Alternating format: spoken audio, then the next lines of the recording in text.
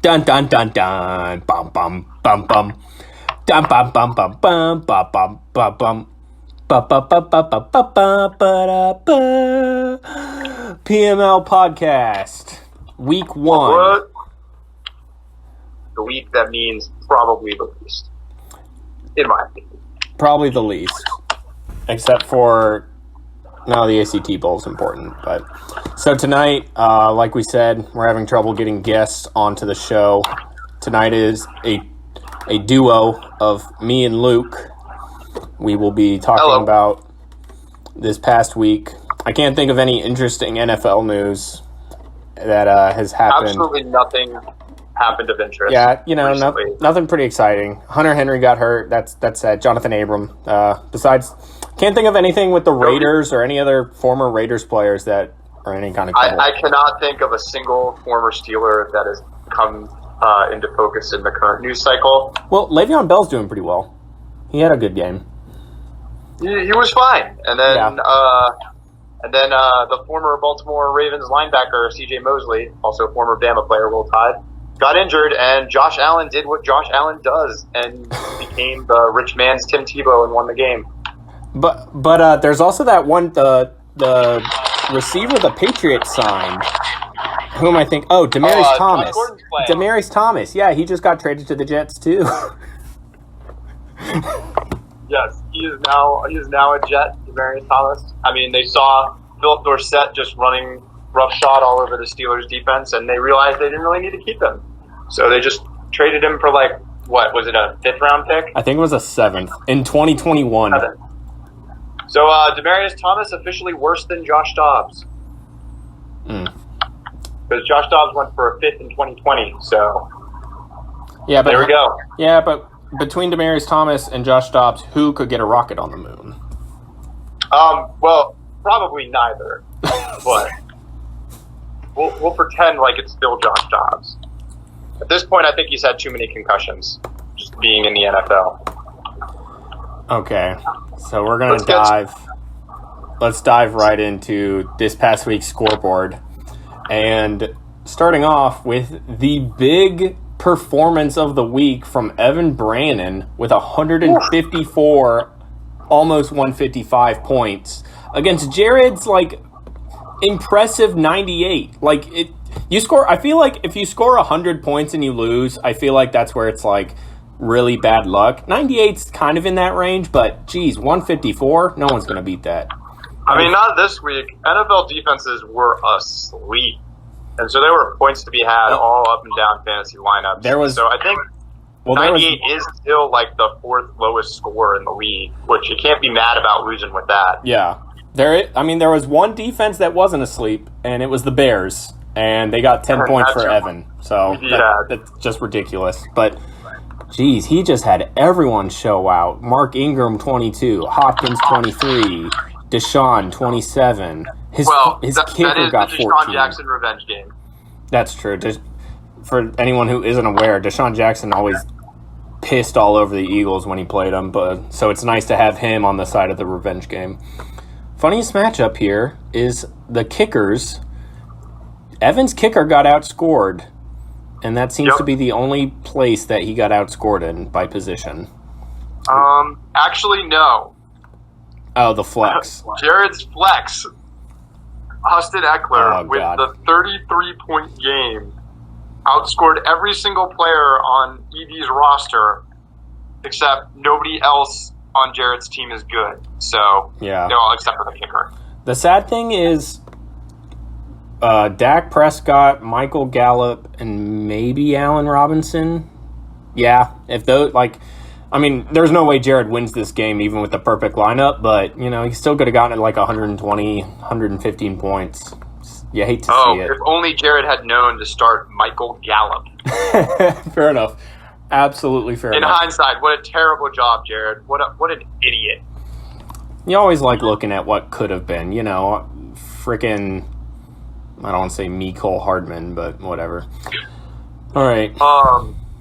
Yeah, I mean, pretty much a blowout. How do you feel about EV's team moving forward? Do you think this is 150 points every week? Maybe 105 plus at least? Definitely not 100. Injured, I think I don't think it's 150 every week. That would be pretty blind to say. I think Tyreek's injury, which, I mean, he didn't do anything for him in this game, but his injury puts uncertainty at wide receiver. We'll see. I mean, he's a very top-heavy, starter-heavy team, so we'll see what bye weeks do to him. You know, like we said, Deshaun Jackson's not scoring 27 every week.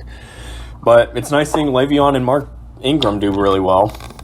Yeah, I think that Mark Ingram, that's going to be a pretty good pick moving forward. Mm-hmm. I'm interested to see how that goes. Real quick, I'm going to look up how much he got him for, just to, let's see. All right, I'm gonna move on to the next matchup on my computer. $23. I mean, not for Mark Ingram. Pretty solid value.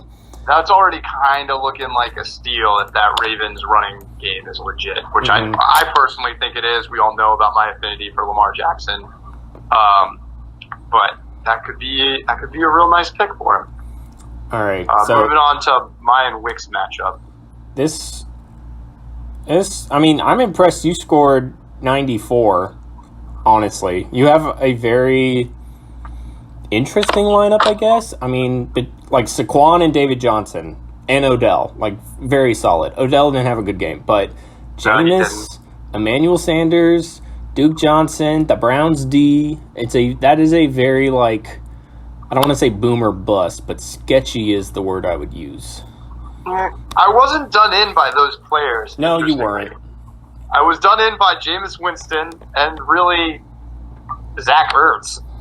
Yeah, Zach had a big, not a poopy day, but not what he's supposed to do. It's just like a fine day. It's like the kind of day that I didn't, like, he got outscored by Travis Kelce, but only by 3. It's just, I don't know. It was kind of a crappy week.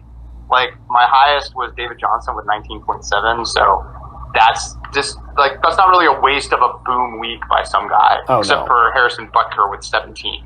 Like, that's not I'm not going to get 17 points from my kicker every week. I don't know. But I can live with this being a down week.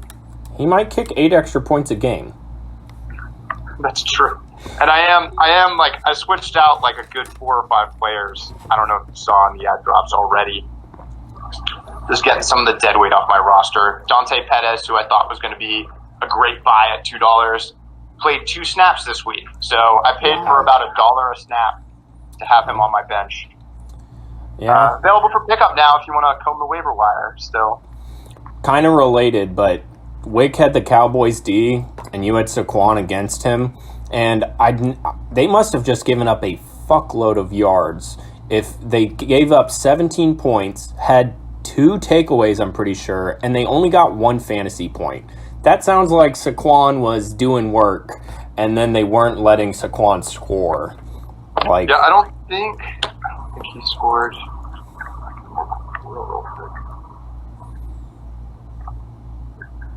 Yeah, he had 120 rushing yards on 11 carries. That is 120 on 11? That's what it says. What the hell? Why did... He got 139 total yards from scrimmage on 15 touches. Like, could they not just run the Wildcat? No, they got to put it... That's what they got Daniel Jones for. Well, I heard he's an... I was told he is an athlete. I might have completely fucked that. I don't know. Eli Manning's, like, adopted son. Yeah, Wick won this on the back of Marlon Mack and Patrick Mahomes. 104, solid week. Ridiculous. There seems to be a lot more talent spread around this year. We'll see how... I said the only winner of Andrew Luck retiring was Marlon Mack. He had, that's... I don't think anyone had a huge drop-off. Maybe, Ebron, but that's also because of Doyle. But Marlon Mack only gained by Andrew Luck retiring, at least in terms of fantasy. I don't know about wins, but moving on.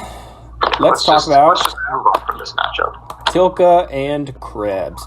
Tilka, with the name Baker of Chains, but luckily for him, he did not start the Baker of Chains, considering those chains were firmly in place against the Titans. That was terrible. You're welcome. I'm just hanging up right now. Do it. Yeah, he was done in by a combination of Bama players, including the entire Redskins defense. Who, oh, man. Oh, surprise, surprise, might be bad. Yeah. The first half, Redskins D looked unstoppable, and then second half, Redskins D looked like the Redskins D. So, took Kenyon, OJ, Stephon Diggs. Josh, I was just looking at the Bammers, but Josh Jacobs was the only Bammer who really showed up for him. Calvin, Calvin was on his bench. Should have started Calvin. Shame. Man, what an idiot not starting Calvin Ridley over Juju or Stephon Diggs. I would have started him over Kenyon. Well, some people happen to think that maybe Miami will run the ball a lot this year for reasons. That's the hope, but it just looks like they're going to give it away. Like I feel like everyone knew the offense would be bad, but the defense, oh my god. Off track. Perfectly fine showing from Max over here. Unsurprisingly, done in by Mike Evans, although it didn't affect the final score too heavily. But Darren Waller, yeah, very interesting player to have. Am I making it up, or does it seem like Mike Evans does krebs in like every year at an inopportune time? I think he always blamed Fitzpatrick. He blamed Winston. That's what it was. So he's going to blame Jameis Winston for it. He's not going to blame Mike Evans. He's going to be like, they should have re-signed Fitzpatrick, because Fitzpatrick did throw the deep ball better, but this is a very boring matchup between what I consider to be two pretty boring teams. Yeah, 85 and 95. That's mediocre in terms of the score. Whatever. Let's move on to something more exciting. Like like Kevin versus... Oh, yeah. This game, super exciting. Baxter with a whole 63 points. Baxter... Come on, man. Never underrate starting the defense playing the Chiefs. Yeah, what the hell was that about? For the Jaguars D. The sad thing is that even if he does even if he leaves that D spot empty, he still only scores 81 points. I don't think there is a single, if he had started his perfect lineup, I still don't think he scores 70 points, unless he leaves the D spot empty. This team looks bad. Amari Cooper had a great day. Alshon probably won't have a good day like that for maybe one more time this year, but Damian Williams, Todd Gurley, Cam had a shit day. Oh my gosh, 5.4. Yeah, he had a really terrible day, but I think long term he's going to be fine. He'll find a better quarterback. Quarterback is the easiest position to fill in fantasy. He's got Ben on his bench. Kupp will be better. He's coming back from injury. He did get a lot of targets. Yeah. Kittle isn't going to put up a 5 every single week. Yeah. And maybe he'll start a kicker that kicks field goals. I love that he has Kenny Galladay and Marvin Jones on his bench. Galladay. He was okay, 10.2, but that just has both of them. It's so funny. Restore the roar. The other thing is David Montgomery. He was on his bench, but he only had 4.5. If you watch that game, I feel like David Montgomery is going to start getting the ball a little bit more. He'll probably be the 1 and 2 down back, because I think he averaged I'm not going to open the stats page, but I'm pretty sure he averaged 6 or 7 yards a carry on a very stuffing but he did not get a lot of touches. He did not get enough touches. That is for damn sure. You want to revise that? He had 6 carries for 18 yards. Oh, wow. So a lot less than I thought. Never mind. I'll take it back. But he did have 1 catch for 27 yards, which was easily his... That must be what I'm thinking of. The only significant play here. I still think he gets more snaps. Maybe Baxter should look to start him. I'm not going to say anything definite, but... Yeah, no, I think he's perfectly fine with his 2 running backs and his top 2 receivers. And even Connor Kupp, I think, is going to be a perfectly fine flex. A Cam Newton situation, and I'm pretty sure the punter is kicking field goals for the Chargers now, so I don't know. Did Bagley get hurt? There. Did they just not kick extra points? What happened? Anyways. Yeah, he was hurt. He was added to last week's injury report with a groin injury, and it kept him sidelined Sunday. So Baxter. Baxter wasn't paying attention to the injury report of his kicker. Oh, God. To be fair, well, you can't do that and have negative 8 points from your defense, okay? No, you cannot. Better luck next week, Baxter, or else you might be taking the ACT a second year in a row. At least we know he'll take it. Kevin carried heavily by Derrick Henry and T.Y. Hilton. Everyone else was very, well, Lutz had 14, and the Bills had 11, so. But and everyone else had 14. Very mediocre. Yeah. Bench was pretty mediocre, too, but congrats, Kevin. You got your one win against the weakest team in the league. I think Kevin might, qualify for that 6th playoff spot this year. There's a chance. If he does, it's because Coco played against Boop this week, and she showed me Boop's team, and I was like, Boop didn't want to play this fantasy league with the girls, yet she has like one of the better teams I've seen. Of course, it's a 6-person league, so take that into account. But at the same time, she drafted very well for a 6-person team. Moving on. Unless you had something to say about Boop. We can talk about the girls' league once we're done going through the scores. Me and Preston.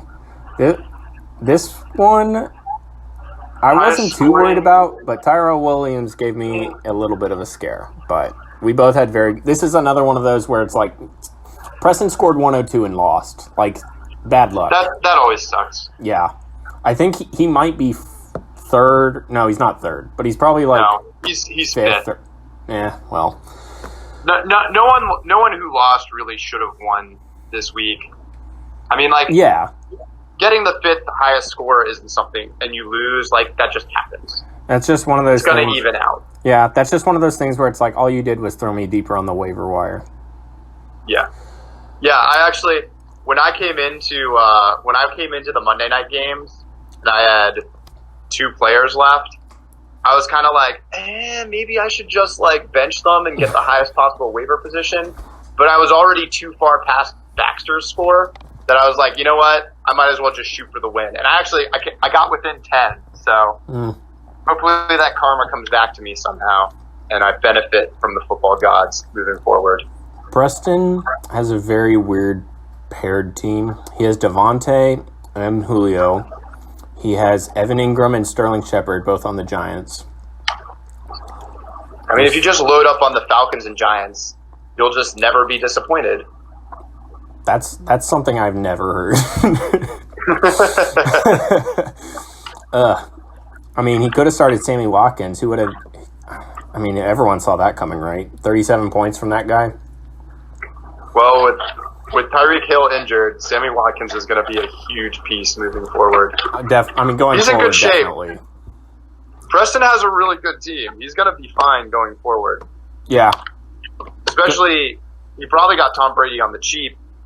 And if Tom Brady's throwing to the illustrious group of pass catchers we know he is, he might have a career year this year, or at least as career year as he's had since about 2014. Yeah, but, just, I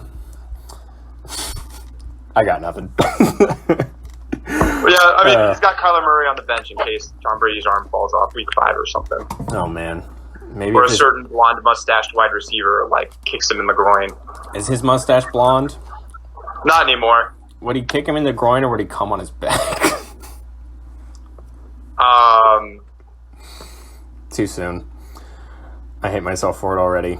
My team? I don't have a response.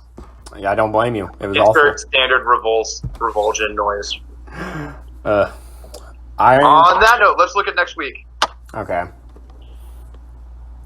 I said I wanted to say something about the girls' league. Go ahead. I did a league with my family as well that Jess was in, and in both leagues, I think she drafted 3 quarterbacks in each league. Good for her. What are her 3? Do you know her 3 quarterbacks in the girls' league? Since there's only 6 of them? I'm pretty sure in the girls' league she has Mahomes and Aaron Rodgers. Wow. And I forget who the 3rd one is. I would love to see her skill players. One of them is Juju. I forget who else she has. No. Is she a Giants or a Jets fan? Jess? Yeah. Just as a Steelers fan. Oh, gross. Mostly because of me. That's what I thought. She was raised a Cowboys fan. That's right. She told me that. That's even worse. But that was because of her stepdad, who she hates. So it's not like she's a real Cowboys fan in any way. So on to next week. Where do you want to start? Well, at the top, I have me and Kevin. And this one, man, I was really hoping I could win this one and win it big because I hate Kevin. But with the huge shakeup I've had, Hunter Henry's now out. And yes. I didn't feel like dropping him, so I now picked up not just one, but 2 tight ends. Neither of whom are very intimidating. We'll see. I mean, I'm not betting any money on them, but I'm still predicted to win.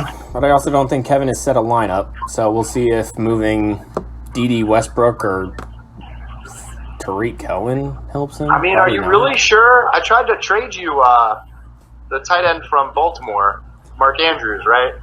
Nah, I don't remember that. Pretty sure it was a very fair and balanced trade. Including the Baltimore tight ends and the some very, very good wide receiver. It was Emmanuel Sanders. Very, very good wide receiver for Dalvin Cook.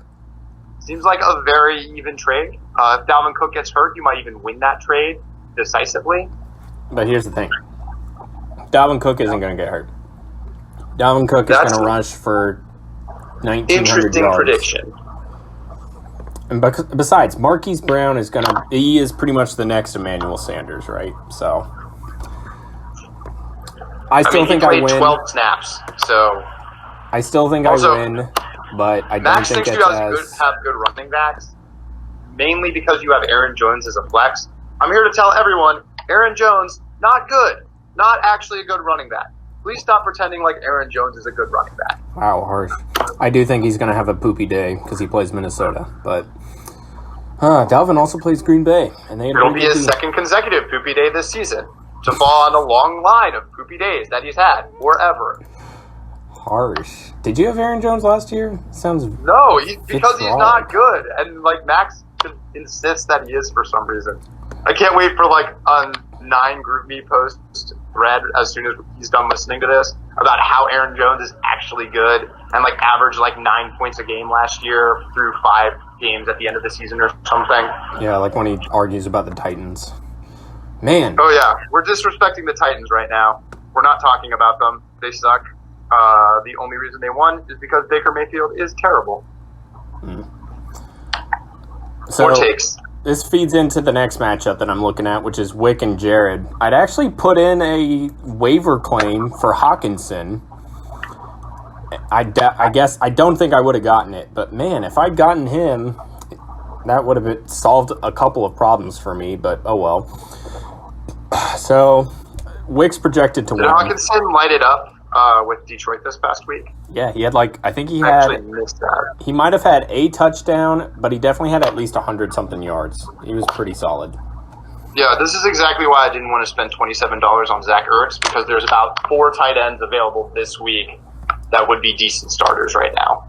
There were at the waiver wire. Like Mark Andrews. Yes. Who I would be starting if it weren't for the fact I already had Zach Ertz. Yeah, I've got Wick's projected to win. He is. But I think these rankings are overplaying Sony Michel a bit. Sony Michel actually lost a lot of carries to James White against the Steelers. Yeah. And not just in flow of game situations. I think if Wick... Marlon Max is RB2. So if he could put someone else in the flex, maybe either Singletary or Larry Fitz, Wick's got it in the bag. It's going to be very close. Yeah, I think they have this as 59% Wick by a margin of 8, which is that's a pretty wide margin for the projections usually. And I think it's going to be closer than that. I don't think this is decisively Wick's. All right. But I might just be really high on James Conner and Eckler this week. So next one is Evan versus Tilka. Tilka's actually projected to win this one, but I bet Evan hasn't set a lineup really. Oh yeah, he has Adrian Peterson as a flex. Like, this is going to be his lineup. That has to be his lineup set. I can't believe that, but okay. I don't know why I wouldn't start. Well, I mean, Randall Cobb, I don't want to tell him maybe. to start, but he has players on his bench I would rather start than Adrian Peterson. DJ Chark. I mean, this is a very interesting bench, though. I mean, Max said it. He said Evan's team is very starter heavy, and as soon as he either has injuries or bye weeks, he's gonna not fall apart, but he'll have some tough times. I could see Tilka winning this if everyone competes appropriately. I mean, it's early in the season. I really don't know who's going to be good or bad this year yet. I don't know who's having a down year or an up year. I'm interested to see how this matchup shakes out. There's a lot of players in this game I have questions about. Biggest to me is really good players I don't have any questions about. Redskins D versus Dallas after what the Eagles just did to them.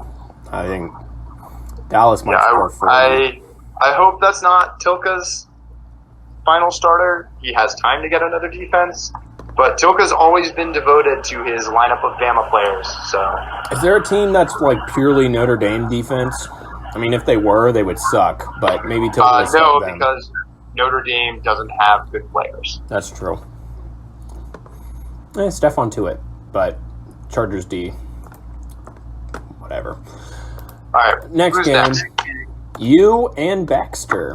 What are your thoughts on this? I should win. That does not mean I will win. Such is the game. I've currently got John Brown in my lineup as the YR2 because Emmanuel Sanders playing Chicago. And I do not think that's going to go well for Joe Flacco. John Brown against the Giants. I would buy. Big buy. Yeah. I'm excited to see what Will Fuller does over the course of this year. I hope he can seize that YR2 position for me, but I don't know for sure. Baxter still looking for someone to step up. Baxter did pick Everything up the. Else I'm step with on my lineup. Sorry, Baxter did pick up the Chargers punter / kicker, so he has him and going to be in the lineup. But well, I can tell you that when I was looking at the Chargers' normal kicker, he's expected back this week. So you might want to rethink that kicker position, EV, or Baxter. Yeah, this is Baxter's team. My bad. I apologize, EV. Your team's great. Just scored 154. Yeah. You should win, but I won't be surprised if Baxter somehow pulls off the win. Cam against Tampa. Todd Gurley against New Orleans sucks, but Coop against Washington, Jeffrey against Atlanta, George Kittle, not bad. It'll be rough. All right, final matchup. Preston versus Max. Yeah, Preston and Max. I'm not sold on Max's team yet. I'm sure it will be good by the end of the season. There's some players I have questions on, but he's filled the easy to fill spots already. Like, he's got his tight end, he's got his defense, he's got his kicker. Yeah, he's got a solid flex. His wide receiver, his RB2, his RBs in general, both running backs, not great. Does not have the meats. Yeah, I think will not be satisfied with those. The matchups will be good for them at least this week, but going forward, I do not like carry on, and I mean Chris Carson is probably serviceable as an RB1 or an RB2, but man, I mean he had to start both of them because Phillip Lindsay's playing the Bears, and I mean James White, you never know, against the Dolphins. I like James White this year. I don't know if I'd love him as my RB1 option, and I don't think either Chris Carson or Kerryon Johnson are a true RB1. Yeah, I'm not high on either of them. Like that. Preston's got Patriots D and Tom Brady against the Dolphins, And who knows if they'll roll over the same way they did before, but... More importantly, he has Sammy Watkins. Sammy Watkins in the lineup against the Raiders. We'll see how that goes. I think eventually he's going to need to replace Devonta Freeman. Maybe Melvin Gordon's back by then, although I kind of doubt it at this point. But I'm excited to see how this matchup shakes out. Again, a lot of players I still have questions about early in the season, and it'll be interesting to see how they play going forward. All right. Well, that is the preview of next week's matchups. Just remember, fantasy football week 1, no one knows anything. No one knows anything week 12 either, so you're all stupid. All right. We're all stupid, and fantasy is meaningless. Sign off on that. That concludes our show. Good night, everybody. Happy fantasy.